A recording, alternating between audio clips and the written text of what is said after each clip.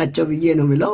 ለማንኛውም ስለመዳን አላወራ ይብላኝ ለመምህራናቻቸው ይህን ጨለማ ይህን የበሰበሰ ትምህርት የሚያስተምሩ እዛ ምን ትላለህ? ቀጥላ ክብር ለእግዚአብሔር። እኔ የጳውሎስ ኑዛዜ ለማውራት ነው የመጣሁት። ስላሴውን እንግዲህ እናንተ በደንብ ብላችሁታል። እኔም ራሴ እንደዚህ ሰፊ ልዩነት እንዳለ እርግጠኛ አይደለሁም፣ አልነበርኩም። እንግዲህ ጋሽ ምናልባት እሳቸው ይሆናል ልዩነቱን የፈጠሩት። ለማንኛውም እኛ በስላሴ እናምናለን። ቃሉ ስለተመቸን አይደለም የምንቀበለው፣ የእግዚአብሔር ቃል ስለሆነ ነው። ህይወት ስለሰጠን ነው የምንቀበለው። እና አውቀህ ነው ሳታውቅ ነው የምትቀበለው? አንተ አውቀህ ነው። ኦፍ ኮርስ ያ ትላንትና እነሱ ሳያውቁ ነው ስላሴ የሚሉት። ኤግዛክትሊ። እና ብቻ ለአእምሯችን እንደሚመች እያደረግን አናስተካክለውም፣ ህይወትን ማጣት ስለማንፈልግ ማለት ነው። እና እንደገባን መጠን በተረዳነው እንሄዳለን። ኤኒዌይስ ክብር ለእግዚአብሔር ይሁን።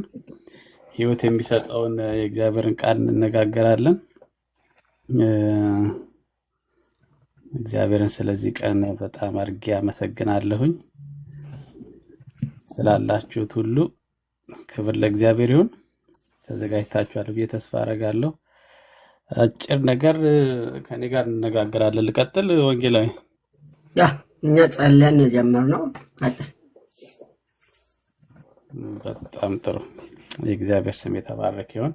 ከእናንተ ጸሎት ጋር ተስማምቻለሁ። እንግዲህ እኔም በመሃል ድንገት ጣልቃ ስለገባው አጭር ጸሎት ከኔ ጋር እንጸልይና እንቀጥላለን። የእግዚአብሔር ስም የተባረከ ይሁን። ጌታ ሆይ እናመሰግንሃለን፣ እናከብርሃለን፣ ከፍ እናደርግሃለን። በምን መንፈስ ውስጥ፣ በምን ሁኔታ ውስጥ፣ በምን ቦታ ላይ እንዳለን የምታውቅ ሁሉን የምትመረምር እግዚአብሔር ለቃልህ ታማኝ ሆነን ለመንፈስህ ተገዝተን በደምህ ታጥበን በኢየሱስ ክርስቶስ ሞትና ትንሣኤ ጸድቀን እሱ ኃጢአታችንን ወስዶ ኃጢአት ሆኖ ለእኛ ደግሞ ጽድቁን ሰጥቶ ጻድቅ ተብለን በዚህ አለን። ከእኛ ምንም አይደለም፣ ነገር ግን ከእግዚአብሔር ከኢየሱስ ክርስቶስ በጸጋው ብዛት በፍቅሩ ብዛት ስለወደደን ብቻ ለወዳጆቹ እንዲህ ካለ አይነት ፍቅር በላይ ማን ይህንን ፍቅር ሊሰጥ ይችላል? እንዲህ እንዴት ሰው ሊወድ ይችላል? በፍጹም አላወጣችሁም፣ አልጥላችሁም፣ አልተዋችሁም ያልክ እግዚአብሔር እናመሰግንሃለን። በእኛ ልትሰራ የመንፈስ የኢየሱስ ክርስቶስን ሐሳብ ልትገልጥልን። የኢየሱስ ክርስቶስ ሐሳብ በሰው አይምሮ እንዴት ሊገለጥ ይችላል? ሰው ሁሉ የእግዚአብሔር ክብር ጎድሎታል። እኛ ከማንም የተለየን ሆነን አይደለም፣ ነገር ግን ራሳችንን አዋርደን ለመንፈስ ቅዱስ ስላስገዛን መንፈስ ቅዱስ የክርስቶስን ሐሳብ የመለኮትን ሐሳብ ክርስቶስ የአብን ፈቃድ እንዳደረገ ደግሞ መንፈስ ቅዱስ የክርስቶስን ፈቃድ እኛ የአብን ፈቃድ እናደርግ ዘንድ በእኛ ውስጥ ኢየሱስ ክርስቶስ ሊገለጥ ሊሰራ መንፈስ ቅዱስ በእኛ ውስጥ አደረ። በእኛ የሚሆን ምንም ነገር ስለሌለ አብ መረጠን፣ በቃ ፈለገ፣ ወደደ። እኛም ደግሞ ተገዛንለት። እኛም ባሪያዎቹ ሆንን፣ እኛም አገልጋዮቹ ሆንን። በደሙ ታጥበን ቀድሶ መስዋዕቱ አደረገን። ሃሌሉያ! እናመሰግንሃለን። ሕያው መስዋዕት እንድንሆን በመንፈስህና በቃልህ ስለታጠብን፣ ይህ ደግሞ ያንተ ፈቃድ ስለሆነ እናመሰግንሃለን። በሕይወታችን ስለሚሆነው ነገር ሁሉ እናመሰግንሃለን። አሁንም ቃልህን እንድታበራልን ስለ አገልግሎት እንነጋገራለን። ሕያው የሆነ አገልግሎት፣ እግዚአብሔር ደስ የሚሰኝበት አገልግሎት፣ የበረታ አገልግሎት። እግዚአብሔር በዚህ ውስጥ ያንዳንዳችን በቃልህ እንድንነካ ለቃልህና ለሐሳብህ የማይገዛ መንፈስ፣ አይምሮ፣ ልብ እንዳይኖር በሁሉ ላይ እንድትሰራ ሁሉን እንድትናገር እንለምንሃለን። መስማትን ፈልገን በዚህ ያለንና እንድታገኘን እንጸልያለን። የክፉ ኃይላት ሁሉ የታሰሩ ይሆኑ። እግዚአብሔር አንተ ብቻ ተናገር፣ በጌታ በኢየሱስ ክርስቶስ ስም አሜን። እንግዲህ ላለፉት ጥቂት ሳምንታት በአገልግሎት ዙሪያ ላይ ከወንጌላዊ ጋር እየተነጋገርን ቆይተናል። ክብር ለእግዚአብሔር ይሁን። ማጠቃለያውን እንግዲህ ከኔ ጋር አብረን ለመቆየት ትላንትና ጀምሮ እንግዲህ ያለን ሁለተኛ ጢሞቴዎስ ምዕራፍ 4ን ዛሬ አብረን ለማየት እንግዲህ በቀጠሯችን መሰረት ተገናኝተናል ማለት ነው። ጌታ መንፈስ ቅዱስ በረዳኝ መጠን አጠር አድርጌ ሐሳቤን ለማስተላለፍ እሞክራለሁ። መንፈስ ቅዱስ ደግሞ እንደሚረዳኝ በጣም አምናለሁ። የእግዚአብሔር ስም ይባረክ። እንደዚህ ይላል ሁለተኛ ጢሞቴዎስ ምዕራፍ 4 ቃሉን ላንብበውና ከዛ ምናልባት የተወሰነ ወደ ኋላ ወደፊት የሚያስኬደን ነገሮች ይኖራሉ። ሰፊ ሐሳብ ነው። በጣም መሰረታዊ ነገር ነው። ይሄ እንግዲህ ኑዛዜ ነው ማለት ሁሉ እንችላለን። ሁለተኛ ጢሞቴዎስ መጨረሻ ጳውሎስ የጻፈው ከዚህ በኋላ ጥቂት ጊዜ ነው በምድር የቆየው፣ እሱም በእስር ማለት ነው። ከዛ በኋላ ሮማውያን ወስደው በአንድ መንገድ ላይ ሁሉ ሰው ሊያየው በሚችል በሁሉ መተላለፊያ የሆነ ዋና አውራ ጎዳና ላይ ወስደው በስለት አንገቱ እንደተቀላ ነው ከዚህ በኋላ የሚታወቀው። የመጨረሻው ትልቁ በህይወቱ የሆነው በምድር ቆይታው በህይወቱ የሆነው ዋና ነገር ማለት ነው። መጽሐፍ ቅዱስ ላይ አልተጻፈም፣ ግን የታሪክ መጽሐፍት ላይ ሐሳቡን ማግኘት ይቻላልና እንግዲህ በህይወቱ ከሆኑት ዋና የመጀመሪያ ነገሮች ምናልባት ፈሪሳዊ መሆኑ፣ ከዛም ደግሞ ኢየሱስ ክርስቶስን በደማስቆ መገናኘቱ፣ ከዛ በኋላ የኢየሱስ ክርስቶስ ወንጌል አገልጋይ መሆኑ፣ ከዛ ደግሞ ለአገልግሎቱ መጠራቱና አብያተ ክርስቲያናትን በየተለያየ ቦታ መትከሉ፣ ደግሞ እነዚህን አብያተ ክርስቲያናት ያበረታታ ያጽናና የተለያዩ ችግሮች ይፈቱ ዘንድ ምክርን ይለግስ ዘንድ ደግሞ ደብዳቤዎችን ይጽፍ እንደነበረ እነዚህ እናያለን። ከዛ በመጨረሻ ግን በቃ ወደ እስር ቤት ገባ። ወደሚወደው ጌታም ደግሞ ሄደ ማለት ነው ጳውሎስና ይሄ ጳውሎስ እንግዲህ በዚህ መንገዱ በዚህ ህይወት ውስጥ ሳለ አገልግሎቱ ይቀጥል ዘንድ እሱ በእስር ቢሆንም ነገር ግን ወንጌሉ ይሮጥ ዘንድ ወንጌሉ ይበረታ ዘንድ ያሰለጥን፣ ያስተምር፣ ያበረታታ ነበረ። ልጆች የሆኑትን ታዳጊዎች የሆኑትን በቃ በርቱ፣ እኔ ልታሰር እችላለሁ፣ ወንጌሉ ግን አይታሰርም። ሰንሰለት በእጄ ውስጥ ሊሆን ይችላል፣ ወንጌሉን ግን ማንም ሊያስራው አይችልም። ይሮጣል፣ እናንተ ብትበረቱ ይሮጣል፣ እናንተ ብትታመኑ ይሮጣል፣ እናንተ ብትታመኑ አሁንም ቤተክርስቲያን ትሰፋለች፣ ትበረታለች፣ ኢየሱስ ክርስቶስ ይገለጣል፣ በርቱ እያለ ወጣቶችን ያነቃቃቸዋል፣ ያበረታታቸዋል፣ ለአገልግሎት ያሰማራቸዋልና በዚህ መሃል የሚፈጠሩ የተለያዩ ችግሮች በሚሰማቸው ነገሮች እባክህን ይኸውልህ አንተ የተከልካት ቤተክርስቲያን፣ አንተ የሰበከው ወንጌል ሌሎች ደግሞ መጥተው ልክ ነው ወንጌሉ ያድናል፣ በመጀመሪያ ግን አይሁዳዊ መሆን አለባችሁ፣ በመጀመሪያ ግን እንዲህ አይነት የስርዓቶችን መከተላል እያሉ እንደው እባክህ ይሰብካሉ ሲሉት ተው ብሎ ይናገራል። ኧረ ደግሞ እባክህን በዚህ ባለች ቤተክርስቲያን ያለው ስርዓት አልበኝነት ከዓለማዊነት ራሱ የባሰ በቤተክርስቲያን ውስጥ ያለው ነገር ራሱ ጉድ እያለ ደግሞ ለነሱም ደግሞ ባካችሁን በፍቅር የእግዚአብሔርን አገልግሎት እናገልግል፣ ባካችሁ በቅድስና የእግዚአብሔርን አገልግሎት እናገልግል፣ የተቀበልነው የእግዚአብሔር ሕይወት እንዲገለጥ ከክርስቶስ ጋር እንጣበቅ፣ በፍቅር እርስ በርስ እንያያዝ እያለ ደብዳቤዎችን ይጽፍላቸዋል። ከነዚህ ከጻፋቸው ደብዳቤዎች እንግዲህ የመጨረሻ 13 ደብዳቤዎችን 15 ዓመታት በ15 ዓመታት ጊዜ ውስጥ ማለት ነው። ለመጀመሪያ የጻፈው የገላትያ መልእክትን ነው። ከዛ በኋላ እሱን ከጻፈ በኋላ በእስር ቤትም ሆኖ ደግሞ የጻፋቸውም አሉ። ከእስር ቤትም ደግሞ ከወጣ በኋላ እንደገና የጻፋቸው አሉ። ከዛ መጨረሻ ላይ ደግሞ የመጨረሻው እስር ላይ ሆኖ ደግሞ የጻፋቸው ደብዳቤዎች አሉ። ከነዛ ደብዳቤዎች መካከል የመጨረሻው የጢሞቴዎስ መጽሐፍ ነው፣ የጢሞቴዎስ መልእክት ነው። ስለዚህ አሁን ስናነበው እንመለከታለን። በቃ በጊዜው መጨረሻ ላይ ወገኖቼ ሄዶ ሄዶ ሄዶ ኑሮ ያበቃል።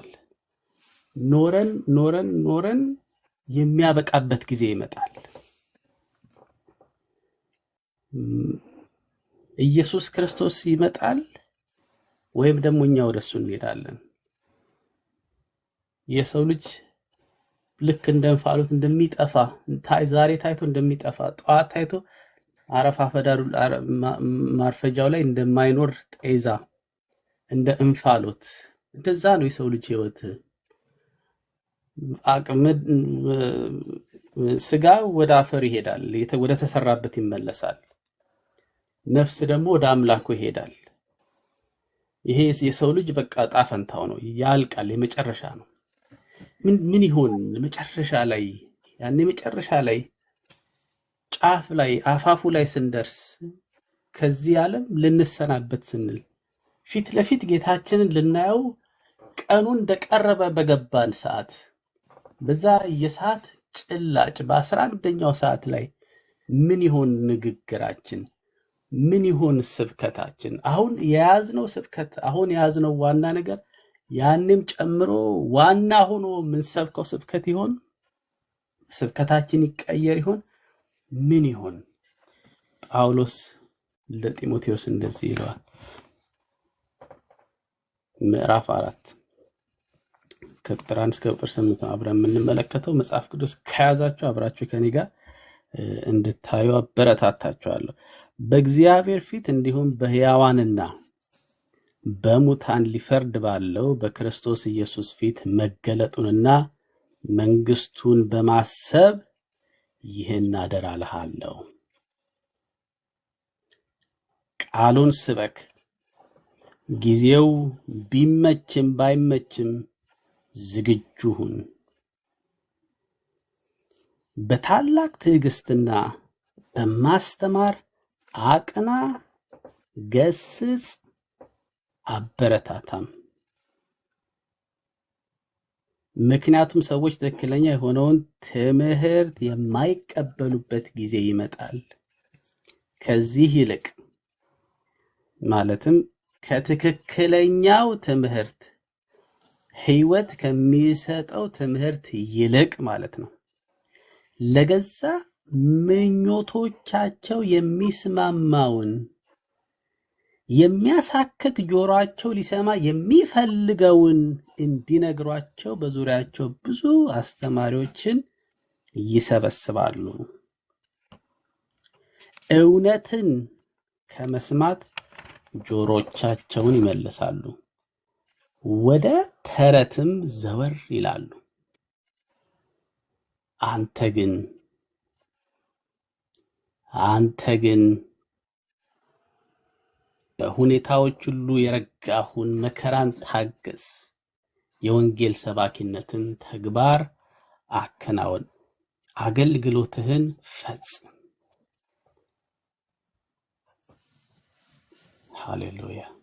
ቁጥር 6 እኔ እንደ መጠጥ ቁርባን መስዋዕት ለመፍሰስ ተቃርቤያለሁ፣ ተለይቼ የምሄድበት ጊዜ ደርሷል። መልካሙን ገድል ተጋድያለሁ፣ ሩጫውን ጨርሻለሁ፣ ሃይማኖትን ጠብቄያለሁ። ወደፊት የጽድቅ አክሊል ተዘጋጅቶልኛል። ይህንም ጻድቅ ፈራጅ የሆነው ጌታ በዚያ ቀን ለእኔ ይሰጠኛል። ደግሞም ለእኔ ብቻ ሳይሆን የእርሱን መገለጥ ለናፈቁ ሁሉ ነው። ሃሌሉያ። አጭር ክፍል ስለሆነ ደግሜ በቀድሞ መደበኛ ትርጉም አነባዋለሁ። ብዙዎቻችን ምናልባት በሱ ስለምናውቀው ማለት ነው። በእግዚአብሔር ፊት በሕያዋንና በሙታንም ሊፈርድ ባለው በጌታ በኢየሱስ ክርስቶስ ፊት በመገለጡና በመንግስቱ እመክርሃለሁ። በእግዚአብሔር ፊት በሕያዋንና በሙታንም ሊፈርድ ባለው በጌታ በኢየሱስ ክርስቶስ ፊት በመገለጡና በመንግስቱ እመክርሃለሁ። ቃሉን ስበክ፣ በጊዜውም አለጊዜውም ጽና። ፈጽመ እየታገስክና እያስተማርክ ዝለፍና ገስጽ፣ ምከርም። ሕይወት የሚገኝበትን ትምህርት የማይታገሱበት ዘመን ይመጣልና። ነገር ግን ጆሮቻቸውን የሚያሳክክ ስለሆነ እንደ ገዛ ምኞቶቻቸው ለራሳቸው አስተማሪዎችን ያከማቻሉ። እውነትንም ከመስማት ጆሮቻቸውን ይመልሳሉ፣ ወደ ተረትም ፈቀቅ ይላሉ። አንተ ግን ነገርን ሁሉ በልክ አድርግ፣ መከራን ተቀበል፣ የወንጌል ሰባኪነትን ስራ አድርግ፣ አገልግሎትህን ፈጽም። በመስዋዕት እንደሚደረግ የኔ ህይወት ይሰዋልና የሚሄድበትም ጊዜ ደርሷል። መልካሙን ገድል ተጋድያለሁ፣ ሩጫውን ጨርሻለሁ፣ ሃይማኖትን ጠብቄአለሁ። ወደፊት የጽድቅ አክሊል ተዘጋጅቶልኛል። ይህንም ጻድቅ ፈራጅ የሆነ ጌታ ያን ቀን ለኔ ያስረክባል። ደግሞም መገለጡን ለሚወዱት ሁሉ እንጂ ለኔ ብቻ አይደለም በእውነት። ስለዚህ ታላቅ ተስፋ የእግዚአብሔር ስም የተባረከ ይሁን። ሶስት ነገሮች መሰረታዊ ነገሮችን በዚህ ክፍል ላይ እንመለከታለን። የመጀመሪያው አይኖችህ ምን ላይ መሆን አለበት የሚለው ነው። እኔ አሁን የማናገርህ የምንነጋገረው አንድ ማዕከላዊ የሆነ ነገርን በመካከላችን አስቀምጠን፣ ምክንያቱም የሩጫችንን ሁኔታ የሚያፈጥን ነገር አለ፣ የሚገታ ነገር አለ። ይሄ ደግሞ እይታችን ነው። እይታችን ኦኬ። ወደፊት መሮጥ የሚፈልግ ሰው የሚንደረደረው ወደፊት ነው እንጂ ወደ ጎን አይደለም።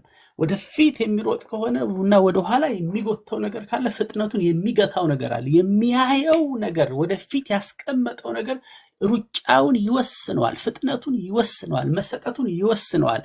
ላየው ነገር ያለው ፍቅር ይወስነዋል፣ የዕለት ተዕለት ተግባሩን ይወስነዋል። ስለዚህ አሁን አንተን የማናግርህና በምን ፊት እንደማናግርህ ልንገርህ። በእግዚአብሔር ፊት በሚፈርደው በእግዚአብሔር ፊት በሕያዋንና በሞቱት ላይ በሚፈርደው በጌታችን በኢየሱስ ክርስቶስ ፊት እመክርሃለሁ። አሁን ኢየሱስ ክርስቶስን እንድትመለከት ፈልጋልና አሁን በሱ ፊት ነው የምንነጋገረው። በመገለጡ ፊት ነው የምንነጋገረው። በመንግስቱ ነው የምንነጋገረው። እመክርሃለሁ፣ እለምንሃለሁ፣ እማጸንሃለሁ። እባክን አንድ ቀን ይሄ ነገር ሁሉ ተጠናቆ አልቆ በዙፋን ፊት ሁላችንም ቆመን በሕያዋንና በሞቱት ላይ በሚፈርደው እባክን እንድትነሳሳ እመክርሃለሁ። ያኔ የነበረ በአንተ ውስጥ የነበረው ግለት እንዲቀጣጠል እነግርሃለሁ። እንዲቀጣጠል ፈጽሞ ከሐሳብ ፈቅ እንዳትል። ያኔ በእናትህ የሰማኸው ቀድሞ በልጅነትህ የሰማኸው የተማርከው ያ እውነት ያለበት እሱን ትምህርት እንዳትለቅ። ያኔ በልስጥራ ሳገኘህ መልካም ነገር ስላንተ ሰምቼ እና ከኔ ጋር አብረኸኝ ሁን ስል የነበረህን ያንን ነገር እሱን እንድታበረታ የምጠይቅህ ኢየሱስ ክርስቶስን ፈራጁን በፊት ለፊት አድርጌ ነው። ይኸውልህ እባክህን በሱ ስም ነው መመክርህ። በኢየሱስ ስም እመክርሃለሁ። በክርስቶስ ኢየሱስ ፊት ቁጭ ብለና እባክህ እንነጋገር ይለዋል። በእግዚአብሔር ፊት በሕያዋንና በሙታንም። ይሄ ሰው እስር ቤት ነው ያለው። ይሄ ሰው ሮማውያን ተቆጥተውበታል። ደብዳቤ እንኳን መጻፍ የቻለው ሮማዊ ስለሆነ ነው። በማይመች ሁኔታ ውስጥ በብርድ ውስጥ ነው ያለው። በርኖሱን ላክልኝ ይለዋል። ቀዝቅዞታል፣ በርዶታል። ቀኑ ተቃርቧል። ከዚህ በኋላ ወጥቶ የሚጠብቀው ሌላ አገልግሎት የለም። በቃ ከዚህ በኋላ በሱ መካከል የቀረው አክሊል ነው፣ ሞት ነው፣ ሰይፍ ነው። እሱ ነው ይሄንን እየተናገረ ያለው ይሄ ነው እየተናገረ። የሆነ ምቾት ውስጥ ያለ ቁጭ ብሎ በሆነ አንድ ክፍል ውስጥ እግሩን ዘርግቶ ባይብል ስተዲ እያጠና ያለ ወይም ለሆነ አገልግሎት እየተዘጋጀ ያለ ሰው የሚጽፈው ደብዳቤ አይደለም። በብርድ በሰንሰለት ተጠፍንጎ ያለ አንድ ሽማግሌ ሰው ነው። ለ30 ዓመታት ያህል በምድረ በዳው በሐሩሩ በጨለማው ከአራዊት ጋር እየታገለ ከሰው ጋር እየታገለ ከአይሁዶች ጋር እየታገለ ከአገልጋዮች ጋር ከወታደሮች ጋር ተወግሮ በዛ ሁሉ መከራ ውስጥ ያለፈ አንድ ሽማግሌ የጻፈው ደብዳቤ የጻፈው ንግግር ነው። የመጨረሻው ንግግሩ። ለዚህ በጣም አስተውለን ልንረዳው ልንሰማው የሚገባ ነገር እባክህን ይለዋል። እባክህን በቃ የሚፈርደው ኢየሱስ ክርስቶስ፣ በእግዚአብሔር ፊት የሚፈርደው ኢየሱስ ክርስቶስ በእግዚአብሔር ፊት የሚፈርደው ኢየሱስ ክርስቶስ በሱ ፊት ነው። አሁን ተገለጠ፣ መለኮት ተገለጠ። በመገለጡ እለምንሃለሁ ይላል። በመገለጡ በመንግስቱ እመክርሃለሁ። ኦኬ፣ እመክርሃለሁ። እይታ የመጀመሪያው ነገር እይታ። አንድ ቀን ሁላችንም በፍርዱ ዙፋን ፊት እንደምንገናኝ አስብ። አሁን ወደፊት ስትመለከት የመጨረሻው በዛ ፍርድ ፊት መሆን ነው። ኦኬ፣ እዚህ ይሄ የመጨረሻው ነገር ደግሞ ፍርድ ብቻ አይደለም። ቁጥር 7 ላይ እና ቁጥር 8 ላይ እንደሚናገረው ደግሞ አክሊልም አለ። አሁን ከኔ ተማር ልጄ ጢሞቴዎስ ሆይ ከኔ ተማር። እኔ ይህንን መልካሙን ገድል ተጋድያለሁ፣ ይህንን ሩጫ ጨርሻለሁ፣ ሃይማኖቴን ጠብቄያለሁ። አስተውሉ፣ እየተናገረ ያለው መልካሙን ገድል ተጋድያለሁ፣ መልካሙን ገድል አሸንፌያለሁ አላለም። ወይም በድል ሆኜ ተጠናቀቅያለሁ፣ ሁሉ ስኬት በስኬት ሆኖልኛል እያደል በቃ እግዚአብሔር በፊቴ ሴት ያደረገውን ሩጫ በቃ እሱን ሩጫ ያንን ጦርነት ተፋልሜያለሁ።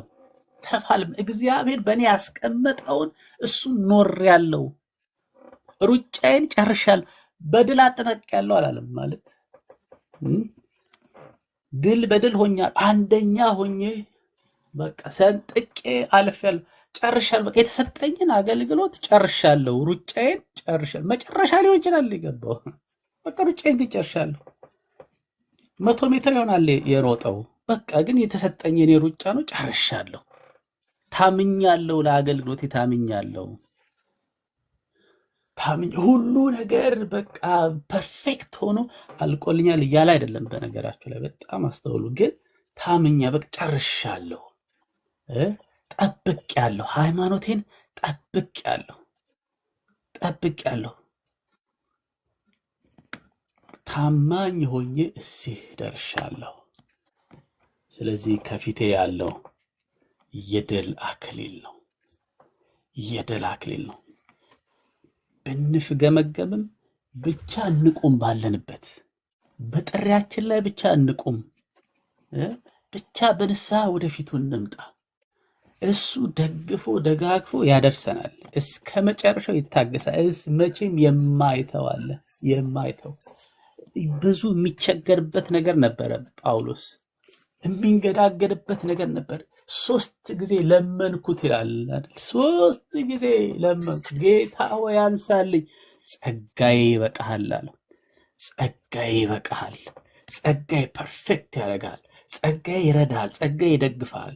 እሱ ባይኖርና ቢመቻችልህ ትንሽ ትዘናጋለህ ነው። ፐርፌክት ሆነ እኔን ብቻ እያየህ እንድታገለግል ትፈልጋል። በቃ ዝም ብለህ ጸጋዬ ላይ ተደገፍ።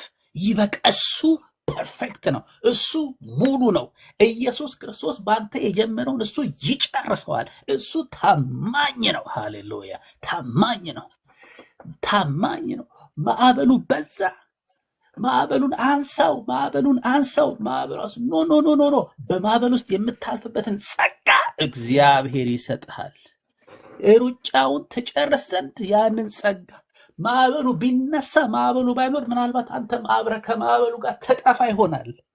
ስለዚህ ኖ እኔ ጸጋ እጨምርልሃለሁ፣ አቅም እጨምርልሃለሁ። የጽድቅ አክሊሉን የድል አክሊሉን ትፈልጋለህ? በቃ እኔ ጸጋ ልስጥህ። ግድ የለህም። ጸጋ ልስጥህ፣ አቅም ልስጥህ። በምን ይሰቃይ ነበር? ግልጡን አይነገርም።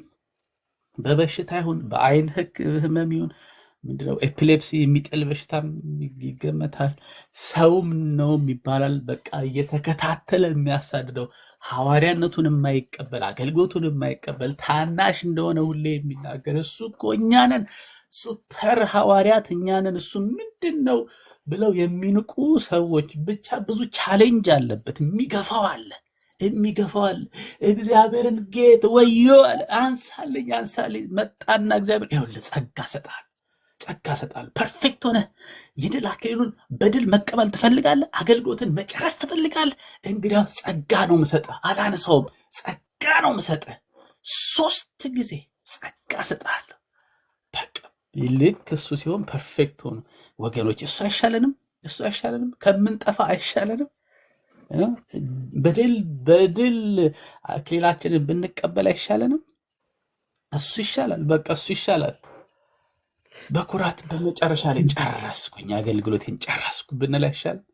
ማንቆጭበት ይኸው የሰጠኸኝን አገልግሎት ብደክምም ብዝልም ከሁሉ ከኃጢአተኛ ዋና ብሆንም አይገርማችሁ? ዋና ይላል እኮ ይሄ። እንደዚህ አይነት አገልግሎት ያለ ሰው እንደዚህ አይነት ድካም፣ ሌላ እኮ ምንም ሚሽን የለውም። ምንም ቆራጥ በቃ ትዳር አይል ገንዘብ አይል እንደዚህ አድርጎኝ ምንም አይ በቃ ጀስት ኖ በቃ ማገልገል ነው የምፈልገው። ኖ መሮጥ ነው የምፈልገው። እንምጣ አብረን ኖ ቆዩ እናንተ በቤሪያ ቆዩ፣ በኤፌሶን ቆዩ፣ እኔ ወደ ቤሪያ እሄዳለሁ፣ እኔ እሻገራለሁ፣ እናንተ ቆዩ እዚህ። ኦኬ በቃ እኛ ከአጵሎስ ጋር እንቆያለን፣ እነሱ እሱ ይሄዳል። በቃ ጉዞ ነው፣ አታዘግዩ። ኖ ምን ይላል ይሄ ሰው? እኔ ወላችሁ የኃጢአተኞች ዋና የነበርኩ አይደለም የምሆን። ዋው በቃ ብፍገመገምም ብደክምም ብዝልም አንዳንድ ጊዜ በጉልበቴ መሄድ ቢኖርብኝም ግን ጨረስኩ፣ አገልግሎቴን ጨረስኩ። አሁን እጸልይልሃለሁ ለአንተ ይለው ምዕራፍ 1 ላይ ይጸልይለታል፣ ያበረታተዋል። ኃይል አለ። የጠራን እግዚአብሔር ነው ይለዋል። የጠራን እግዚአብሔር ነው። በርታ። እኔ ብታሰርም አገልግሎቱ ግን ወንጌሉ ግን ይቀጥላል። በርታ። እኔ ጨርሻለሁ። እኔ አንተ ግን በርታ። እኔ ልሄድ ነው፣ አንተ ግን በርታ። ኢየሱስ ክርስቶስ በቃ ብሎኛል። አሁን እኔን የምታይበት ጊዜ ነው። በቃ ከኔ ጋር በገነት እየተዘዋወርን እጅ ለእጅ ተያይዘን የማሳይህ ቤትህን የተዘጋጀልህን የማሳይህ ወደ እኔ የምትመጣበት ወደ ዘለዓለም እረፍት የምትገባበት ጊዜ ደርሷል ብሎኛል ጌታ። ከዚህ በኋላ የምጠብቀው ሌላ አገልግሎት የለም። አሁን የድል አክሊል ነው የምጠብቀው። ሃሌሉያ። ይሄ የድል አክሊል ደግሞ ለእኔ ብቻ አይደለም፣ መገለጡን ለሚወዱት ሁሉ እንጂ። ሃሌሉያ። መገለጡን በናፍቆት ለሚጠባበቁ ሁሉ የድል አክሊል ተዘጋጅቷል። ይህንን ተመልከት ይለዋል። በቃ ይህን ተመልከት ልጄ ጢሞቴዎስ ሆይ እባክህ ይህንን ተመልከት። በእግዚአብሔር ፊት በሕያዋንና በሙታን ላይ የሚፈርደው ኢየሱስ ክርስቶስ ይሄ መገለጡን የዘላለሙን መንግስት ከምታየው ከዚህ ከሁሉ በላይ የሆነውን በቃ እነሱ ሲገርፉት ሊዋጉለት ሲሞክሩ ኖ አለ። ኖ እንዴ እኔ እኮ ብጠራ እኮ ይሄ የኔ መንግስት አይደለም አለ። ይሄ ኖ እኔ እኮ ብጠራ እኮ እልፍ መላእክት እኮ ይመጡ ነበር። ኖ ማትችሉት ሰራዊት እኮ ይመጣ። ኖ ይሄ የኔ መንግስት፣ እባክህ በዚህ ይህንን መንግስት አስብ። አሁን ስንነጋገርና ቁጭ ብለን የምንነጋገር እሱን ቁጭ አድርገን ነው፣ መገለጡን ቁጭ አድርገን፣ መንግስቱን ቁጭ አድርገን፣ የድል አክሊልን ቁጭ አድርገን ነው የምንነጋገረው። ልጄ ጢሞቴዎስ ሆይ እባክህን እኔ ጨርሻለሁ፣ አንተ ግን ትቀጥላለህ፣ አንተ ግን ትሄዳለህ። ሃሌሉያ። አንተ ግን ትሄዳለህ፣ አንተ ግን ትቀጥላለህ። ዋው። ታዲያ ይሄ ከሆነ ምንድነው የመጀመሪያው ነገር? ይሄ ነው የሚናገረው። እይታ ይወስነዋል። አይኖቼ ምን ላይ ናቸው? ምንድነው ምሰሶ አድርገህ መኖሪያ አድርገህ የምትኖርለት ነገር ምንድነው? ዋና ብለህ የምትኖርለት ነገር ምንድነው? እይታህ ምንድነው ነው የመጀመሪያው ነገር። ኦኬ። ሁለተኛ ነገር ስለተሰጠህ አገልግሎት በርታ። ቁጥር 2 አሁን ቃሉን ስበክ ይለዋል። ቃሉን ስበክ፣ በጊዜውም አለጊዜውም ጽና፣ ወይም አዲሱ መደበኛ ትርጉም እንደሚለው ዝግጁ ሁን። ቢመችም ባይመችም ዝግጁ ሁን። ከዛስ ፈጽመህ እየታገስክና እያስተማርክ ዝለፍ፣ ገስጽ፣ ምከር። እንግዲህ ጢሞቴዎስ 10 ዓመት አካባቢ አብሮት ከሄደ በኋላ በልስጥራ እና በደርቤ ድጋሜ ወንጌሉን የሰበኩባቸው ቦታ ከበርናባስ ጋር ተለያይተው እሱ ሲላስን ይዞ ወደ ደርቤ ወደ ልስጥራ ሲሄድ ነው እንግዲህ በጣም በቃ ኧረ መልካም ሰው ያኔ ወንጌልን በሰበክ ጊዜ የገባው ደግሞ መልካም ደግሞ አራያ የሚሆኑ ቤተሰቦች ያሉት የተወደደ ብላቴና ብለው ታዳጊውን ጢሞቴዎስን አገናኙት። ከዛ 10 ዓመት አካባቢ ከሱ ጋር ቆየ። አሁን ኤፌሶን ላለችው ቤተክርስቲያን መጋቢ እንድትሆን በቃ ብቁ እንደሆነ አየ። ታውቃላችሁ፣ አሁን ጳውሎስ በጣም ቆራጥ ሰው ነው። ስለዚህ ጢሞቴዎስ ሲመለከተው ትችላለህ፣ አንተ መጋቢ መሆን ትችላለህ ካለው ምን አይነት አገልጋይ ምን አይነት ውስጡ ያለ ነገር እንዳለ ማየት ትችላላችሁ። እንግዲህ ጢሞቴዎስ የተቃጠለ የእግዚአብሔር አገልጋይ ነው ማለት ነው፣ መጋቢ ነው። ስለዚህ በኤፌሶን ባለችው ቤተክርስቲያን በዚያ የሚያገለግል ነውና ስታገለግል አሁን በልስበክ ቃሉን ሰፊ ነገር አለ እዚህ ውስጥ እኮ አይደለ የምትመለከቱት። መጋቢነትን በጥንቃቄ ያዝ። ስለዚህ የተሰጠህን አገልግሎት የሰጠን እግዚአብሔር የሰጠህን ጸጋ በጥንቃቄ ያዝ። ስለዚህ መጋቢ ከሆን ቃሉን መስበክ አለብህ። ቃሉን ለመስበክ መዘጋጀት አለብህ፣ ማንበብ አለብህ፣ ማጥናት አለብህ፣ መማር አለብህ፣ ጊዜ መስጠት አለብህ። ኦኬ። ስለዚህ ቃሉን ለመስበክ ጊዜውን ይሰጣል።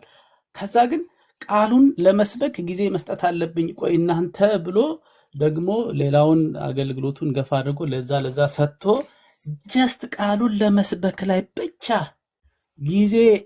ጊዜውን እሱ ላይ ብቻ እንዳያጠፋ ሙሉ የሆነ ሁለንተና የሆነ አገልግሎት እንዲኖረው ደግሞ ይጨምርለታል፣ ይመክርለታል። ኖ ብለህ እኔ ቃሉን ሰብካለሁ እናንተ ደግሞ እንደዚህ አድርጉ ብሎ እንዳይዘናጋ ማለት ነው። እንዳይዘናጋ ፈጽመ እየታገስክ አስተምር ይለዋል አይደል? ምከር ይለዋል፣ ዝለፍ ይለዋል፣ ገስጽ ይለዋል። ኦኬ። ስለዚህ በቃሉ እያስተማረ እሱ ራሱ እየተማረ እየተዘጋጀ ጊዜን እያመቻቸ ቦታን እያመቻቸ ቤተክርስቲያኑ ደግሞ መምራት አለበት እና አገልግሎታችን ሁለንተናዊ መሆን አለበት። በሁሉ ምንም የማይወጣልን መሆን መቻል አለብን። በቃ እግዚአብሔር በሰጠን አገልግሎታችን እና ምንሆኔ ይሄንን ነው ማደርገው ይሄኛው አይመለከተኝ እንደ አገልግሎት የሚጠይቅ ከሆነ በዛ ላይ መሰማራት አለብህ፣ በዛ መድከም አለብህ። በቃ ለሱ መፍራት የለብህም። ልጅም ብትሆን ምናልባት ሴትም ብትሆን በአካባቢው ካለው የማህበረሰባዊ እይታ ሲታይ አንተ ትንሽ የምትባል ብትሆን ኖ ተሰተ እግዚአብሔር በአንተ ውስጥ ያስቀመጠውን ነገር ማውጣት መቻል አለብህ። በደንብ መሰማራት አለብህ። አይኖችህ የሚያዩት ነገር አለ። የፍርድ ዙፋንንና አክሊልን እየተመለከተ እሱ ነው ሩጫ። እሱ ከሆነ እንግዲያውስ አገልግሎትህ ሁለንተና የተሰጠ መሆን አለበት። በቃ በዝማሬ ቢሆን የወጣ የዝማሬ የወጣ በደንብ የተገለጠ የሚመክር የሚያጽናና የሚያበረታታ ለአምልኮ የሚያነሳሳ ለእግዚአብሔር ቃል የሚያዘጋጅ የሰውን ልብ እረፍ የሚያደርግ የሰማነውን ቃል ከራሳችን ጋር እንድናዋሃድ ጊዜ የሚሰጥ መሆን አለበት። ኦኬ። እይታ ያ ከሆነ አገልግሎት እንዴት ዝም ብሎ ሊሆን ይችላል? እንዴት ዝም ብሎ ሊሆን ይችላል? ሃሌሉያ ሃሌሉያ። የተሰጠን በፍጹም የተሰጠን ጸጋ በእኛ ሊገለጥ የወደደው የመንፈስ ቅዱስ ኃይል ይረዳናል። የፍርሃትን መንፈስ አልተቀበልንም፣ በፍጹም አልተቀበልንም። አሁን የሚገለጥ ነገር ከኛ ውስጥ የሚወጣ ነገር አለ። በቃ ሂዱ አላቸው ደቀ መዛሙርቱን። ቆዩ፣ እዚህ ቆዩ፣ ኃይልን እንዲሰጣቸው ኃይልን ትቀበላላችሁ። ከተቀበላችሁ በኋላ ግን ውጡ አላቸው። ወገኖች፣ ለዓለም ሁሉ የሚደርስን ነገር እግዚአብሔር በእኛ ውስጥ አስቀምጧል። የሞላ ነገር የሞላ የተሰጠ ነው። ለሱ አቬለብል የሆነለት ያህል የተገኘለት ያህል ጸጋውን በእኛ በሕይወታችን ሊገልጥ ኃይል ሰጥቶናል። በመንፈስ ቅዱስ ነው አገልግሎት ወገኖች፣ በመንፈስ ቅዱስ ሲሆን እይታችን ሰማያዊ ሲሆን ሙሉ የሆነ አገልግሎት ቃሉን ብቻ የሚሰብክ መጋቢ አይደለም። የሚዘልፍና የሚገስጽ የሚያስተምር ብቻ አይደለም፣ ደግሞ የሚሰብክ ነው፣ ደግሞ የሚመራ ነው፣ ደግሞ በጊዜውም ያለ ጊዜውም የሚጸና። ሃሌሉያ! ይሄንን ማድረግ የሚችለው መንፈስ ቅዱስ ነው። በሰውነት አይቻልም። በሰውነት መንፈስ ቅዱስ ግን ኃይሉን ሲሰጠን ግን ይቻላል፣ ይሆናል። ወገኖቼ ይሆናል። ስለዚህ የመጀመሪያው ነገር እይታችን ነው። ሁለተኛው ነገር እግዚአብሔር በእኛ ውስጥ ያስቀመጠውን ጸጋ እንዲገለጥ አቬለብል መሆናችን ነው። ሁለንተናዊ የሆነ መገለጥ ወገኖች፣ ሁለንተናዊ የሆነ አገልግሎት በፍጹም ጎዶሎ አይሆንም። ሙሉ አገልግሎት ይቻላል በመንፈስ ቅዱስ። ሃሌሉያ! መንፈሱ ሲነካን፣ ኢየሱስ ሲነካን፣ እሱን ስናየው፣ ጊዜ ስንሰጠው፣ እጆቻችንን ሲይዝ፣ ኧረ ይቻላል እንዴ! ይቻላል። መንፈስ ቅዱስ ያስችላል። እይታችን ነው አሁን ችግሩ፣ እይታችን ነው። ምን አይተን ነው የምንሮጠው? ምን አይተን ነው የምናገለግለው?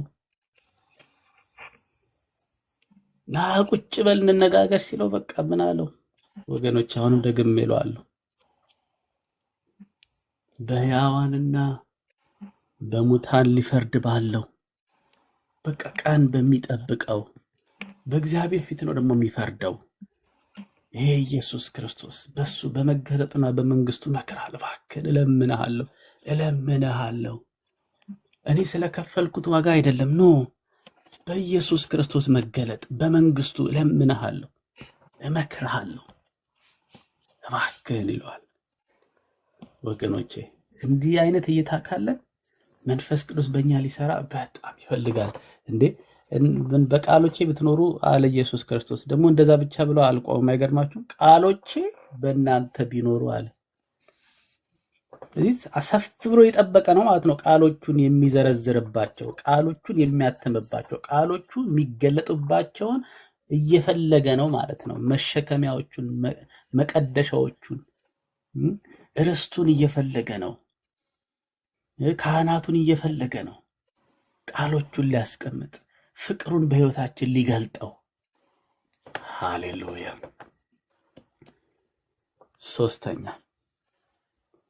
ሶስተኛ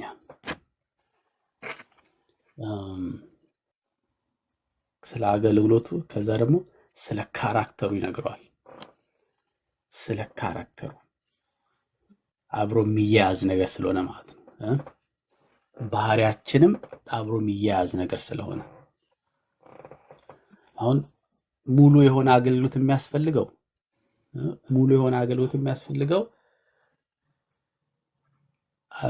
ቻሌንጅ ስላለው ነው።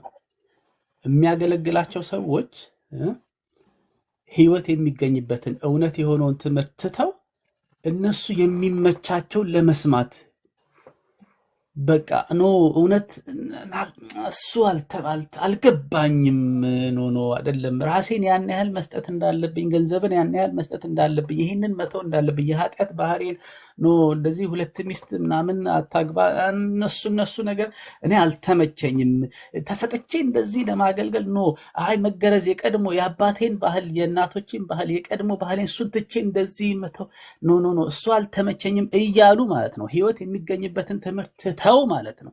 ወደ ተረት ፈቀቅ እያሉ ማለት ነው። ጆሮ የሚያሳክካቸውን ጆሮ እሱን የሚያክላቸውን አስተማሪዎቻቸውን ወደ መፈለግ ይሄዳሉ። ለዚህ ነው መበርታት ያለብህ ነው የሚለው አይደል? ሁለንተናዊ አገልግሎት ቃሉን መስበክ፣ መዝለፍ፣ መምከር፣ ማስተማር ያለበት በእውነት ላይ ጸንተው ህይወት የሚገኝበትን ትምህርት ይዘው እየጠነከሩ በእውቀት እየበሰሉ እምነታቸውን እንዲይዙ፣ ከሃይማኖት የሚስቱ ከእምነታቸው የሚወድቁ እንዳይሆኑ ነው። ቻሌንጅ ስላለ ነው ሁለንተናዊ አገልግሎት በአንተ ይገለጥ የሚለው አይደለ? በአንተ ይገለጥ። አሁን ሁለንተናዊ አገልግሎት ብቻ አይደለም፣ ሌላ አንድ ነገር ይጨምርለታል። ካራክተር ያስፈልግሃል። ባህሪህ ለአገልግሎትህ የተመቸ መሆን አለበት። ባህሪህ ለአገልግሎትህ እንቅፋት መሆን የለበትም። የአኗኗር ዘይቤህ ለአገልግሎትህ እንቅፋት መሆን የለበትም።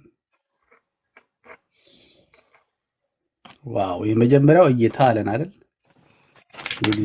እግዚአብሔር የሰጠን ጸጋ አለን። ሁለተኛ ሶስተኛው ካራክተር ነው። ካራክተር አንተ ግን ይሏል ቁጥር 5 ነገርን ሁሉ በልክ አልክ።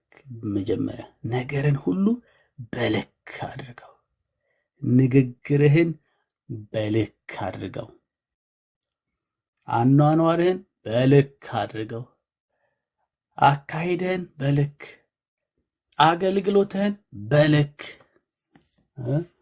ሁሉን ነገር በልክ፣ ጸሎትህን በልክ፣ የቃል ጥናት ቃል የምትበራውን በልክ። ምን ማለት ነው? ከልኩ በታች መሆን የለበትም ማለት ነው። ቃል ስብከቱ፣ ንግግሩ፣ መዝለፉ፣ መገሰጹ በስቶ ጸሎት ካነሰ ልክ አይደለም። ዘለፋው በስቶ ቃል ስብከቱና ማስተማሩ ካነ ልክ አይደለም። በልክ አድርገው። ገንዘብ አጠቃቀምህን በልክ አድርገው። ገንዘብ የምትወስደውን ለራስህ ለቤተሰብ የምትወስደው የምትጠቀመውን በልክ አድርገው። ሰውን ብትዘልፍ፣ ብትገስጽ፣ ብትነግር፣ ብትመክር በልክ አድርገው። ነገርን ሁሉ ልክ፣ ለሁሉ ልክ አለው። ልክ አለው። ከሰው ጋር አብሮ ቁጭ ብሎ ጊዜ ለማሳለፍ ልክ አለው። እንዴ ይሄ ጢሞቴዎስ ያ ድንቅ ነገር የታየበት ሰዎች ሁሉ የመሰከሩለት ሐዋርያት ሥራ ምዕራፍ 16 ከ1 እስከ 5 ማየት ትችላላችሁ። አካባቢው ሰው ሁሉ ነው የነገረው። ኧረ ጳውሎስ ይኸውልህ የሚገርም ልጅ አለ እባክህ እዚህ ጢሞቴዎስ የሚባል ኧረ ብሎ ይዞት ሄደ። በቃ እሱ እውነትም 10 ዓመት አየውና ኧረ ብሎ ኤፌሶን ላይ አንተ እዚህ መጋቢ መሆን አለብህ አለው። ቲቶን ወደ ቆጵሮስ ላከው። ሃሌሉያ! ኢየሱስ ጌታ ነው። እሱን ማለት ነው። እሱን ምን ይለዋል? በልክ አድርግ፣ በልክ አድርግ። አገልግሎትን መጨረስ ትፈልጋለህ? ሩጫህን መጨረስ ትፈልጋለህ? በልክ በልክ፣ ሁሉን ነገር በልክ አድርገው። ከዚያስ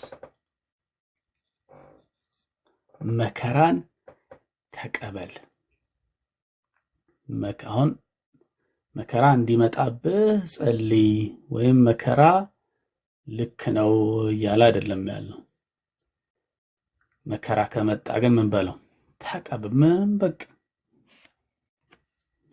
ወይ ጉድ! በቃ አውሎ ንፋሱ በዛ ውስጥ ማለፍ የምትችልበትን ጸጋ እግዚአብሔር እንዲሰጥህ ለምነው። ተናወጠ፣ ማዕበሉ ተናወጠ። በቃ ጥራውና እባክህን ጥራኝ፣ ወክል አድርግ በውሃው ላይ ልምጣ ወደ አንተ በለው። ልምጣ ወደ አንተ ልራመድበት በለው። ተቀበል፣ መከራ ተቀበል። ኧረ ይሄ ሁሉ ጠፊ ነው። ይሄ ዓለም ጠፊ ነው። ሰዎች ወደ ስፔስም ነጥቀው ሄደዋል ዘንድሮ። ሰዎች አሁን ከዓለም እስከ ጫፍ መሄድ ሁሉ ችለዋል። ማንም ከኢየሱስ የበለጠ መፍትሄ ሊሰጠን፣ ሰላምና ፍቅርን፣ እንደዚህ ያለ ደስታ ሊሰጥ እስካሁን ማንም የለም። የትኛውም የገንዘብ ክምር ሞትን ሊያሸንፍ አልተቻለውም። ከሞት በኋላ ሕይወት አለ ብሎ የተናገረ መፍትሄውም ይሄ ነው፣ መንገዱ ይሄ ነው ብሎ ያለ ማንም የለም። ኢየሱስ ብቻ በዘመናት መካከል እኔ ነኝ አለ። እኔ ነኝ መንገዱ የሁላችሁ በዚህ ጋር ሂዱም አይደለም ያለው፣ እኔ ነኝ ነው ያለው። ለዘላለም መራብ አትፈልግም? ይኸው እኔ ነኝ እንጀራው። ማየት ትፈልጋለህ? እኔ ነኝ ሕይወት፣ በእኔ ነው ብርሃን። ሃሌሉያ ሃሌሉያ። ስለዚህ እሱ ከሆነ እይታ በሕይወት የሚሆነው የእሱ መከራው፣ ችግሩ በቃ ተቀበለው። ሊያጸናህ ነው፣ ሊያሳድግህ ነው፣ ሊተክልህ ነው፣ ሊያበረታህ፣ ሊያጸናህ ነው። ሃሌሉያ ሃሌሉያ። ከዛ ደግሞ የወንጌል ሰባኪነትን ስራ አድርግ። እዚህ ላይ በጣም ትልቅ ቁም ነገር አለ። አሁን ስለምንድነው እያወራን ያለ ነው? ስለ ባህሪ ነው፣ ስለ ካራክተር ነው፣ ስለ የአኗኗር ዘይቤ ነው እያወራን ያለ ነው። የአኗኗር ዘይቤ የወንጌል ሰባኪነት ይሁን ወገኖቼ።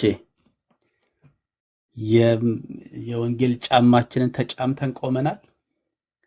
ለምን መሰላችሁ? ወንጌል ሰባኪነት ቃሉን ቁጭ አድርጎ አርቲኩሌት አድርጎ መናገር ብቻ አይደለም። ይኸውልህ ኢየሱስ ክርስቶስ እንደዚህ ሆኖ እንደዚህ አድርጎልህ ለአንቺ እንደዚህ ሆኖ እሱ ብቻ አይደለም ወንጌል ሰባኪነት። እሱም መሰረታዊ ነገር ነው። ስለዚህ ማወቅ አለብን። ለምንጠየቀው ጥያቄ መልስ ሊኖረን ይገባል። በየትኛውም አጋጣሚ በቃ አሁን በእናንተ አካባቢ ላለ ጌታን ለማያቅ ሰው ይሄንን መድኃኒት ላላየ ሰው ይሄ የተገለጠውን ፍቅር በቅል እናስተውለው ማችለውም።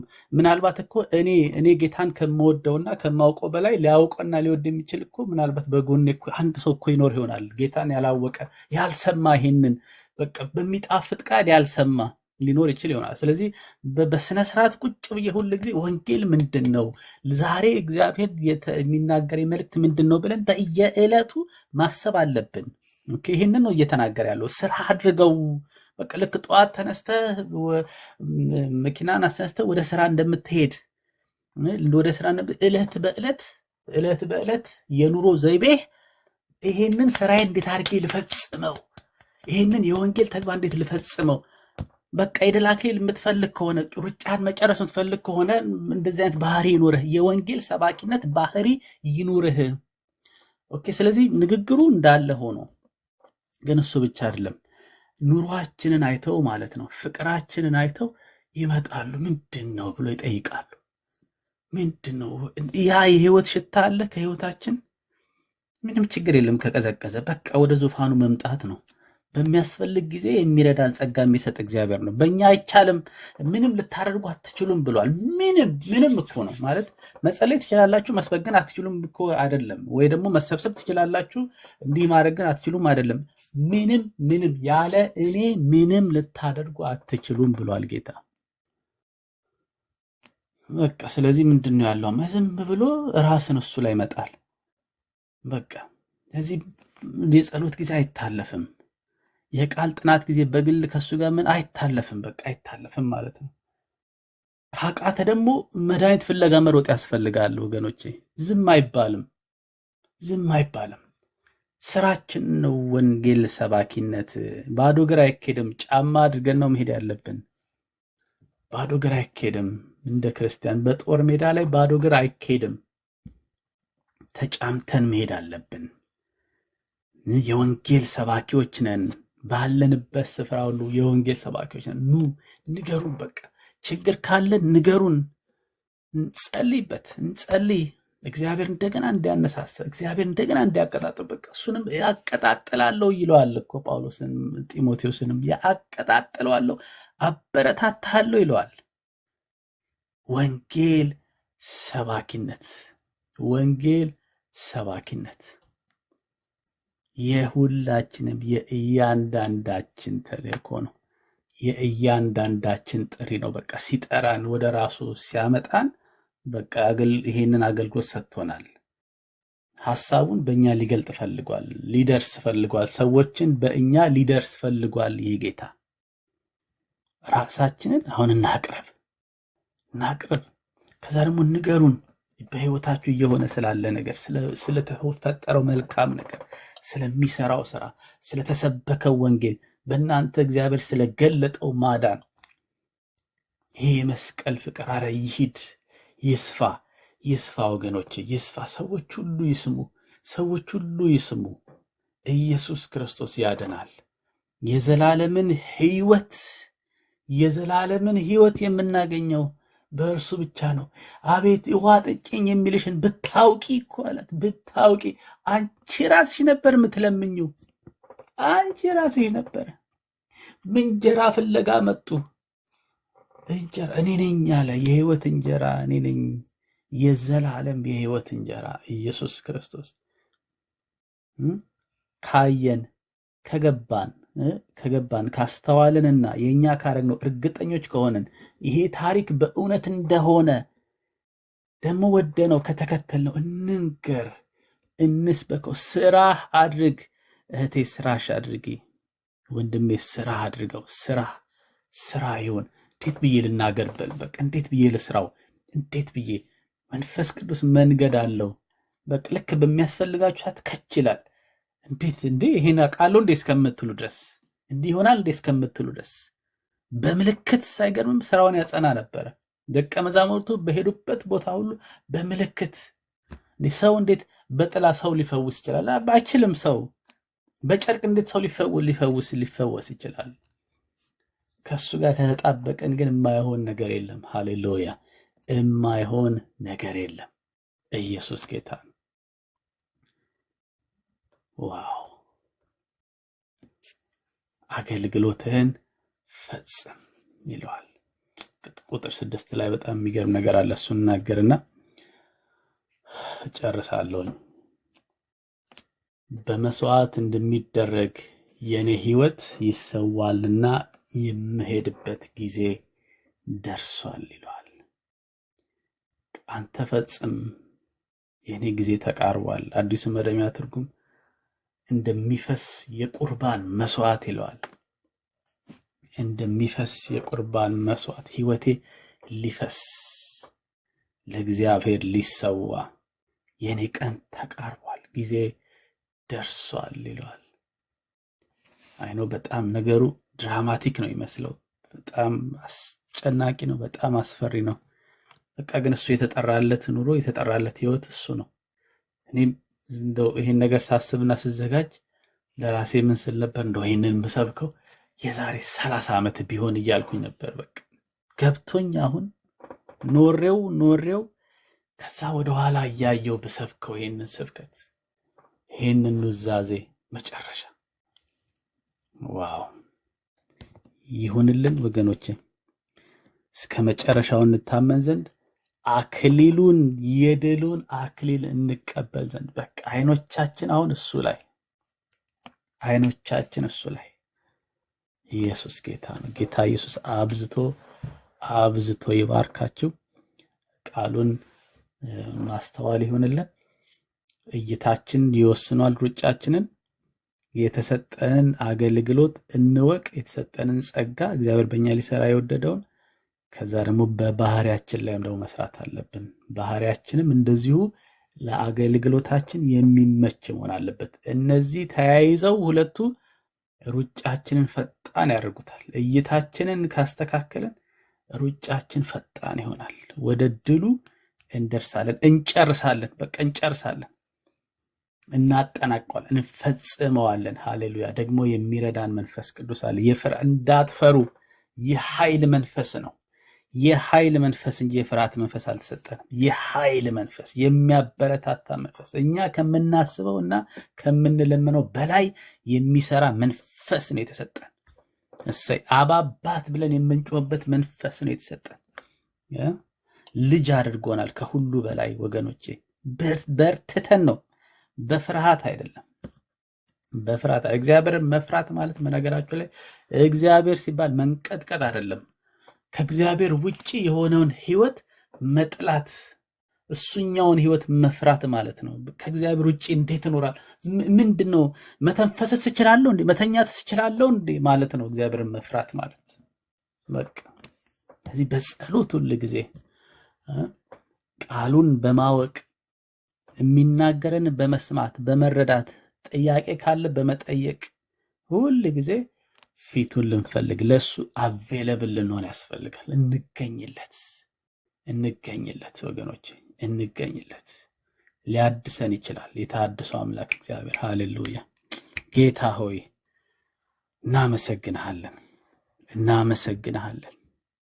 ሕያው ቃልህን እንነጋገር ዘንድ ይህንን እድል ስለሰጠህን እናመሰግንሃለን። ስለተባረከው ስለዚህ ጊዜ፣ ስለተባረኩ ስለነዚህ ብላቴኖች ልጆች፣ የተጠሩ አገልጋዮች ወንድሞችና እህቶች ጌታ ሆይ እናመሰግንሃለን።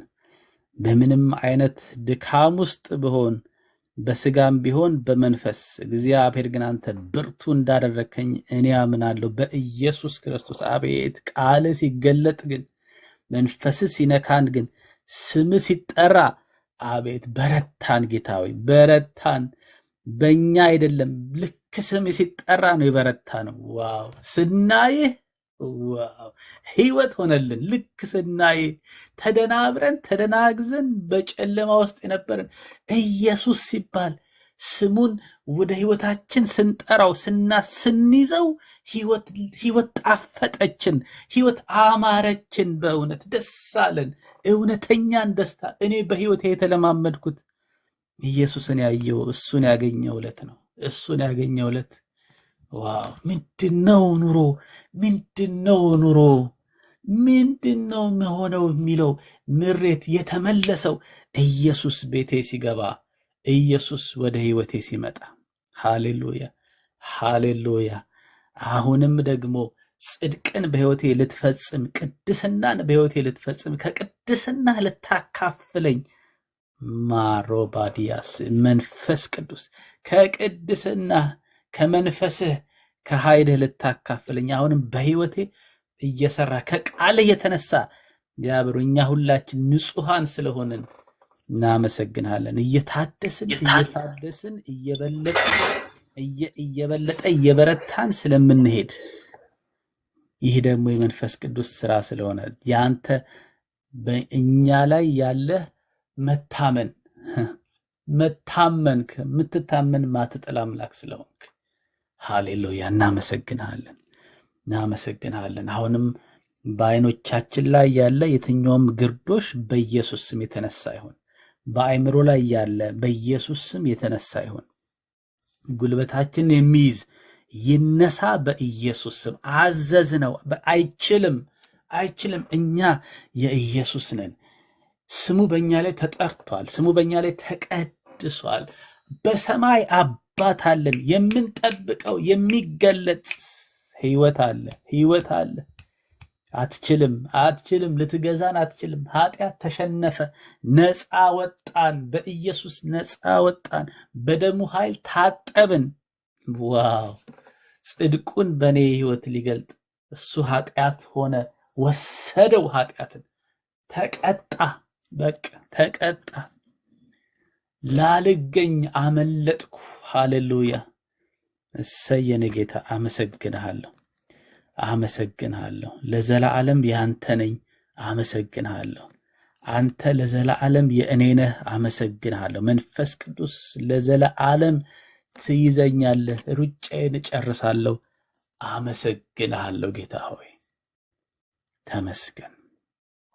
ስለ ሁሉ ለስም ክብር ይሁን። በምትወደው በአንዱ ልጅህ በመድኃኒታችን በጌታችን ደግሞ በሚመጣው በምንናፍቀው ልናየው በምንናፍቀው በውዱ በኢየሱስ ክርስቶስ ስም ጸለይን። አሜን። ተባረኩ። ወንጌላዊ እግዚአብሔር አብስቶ ይባርካችሁ። በእውነት በጣም ወዳችኋለሁ። ተባረኩ።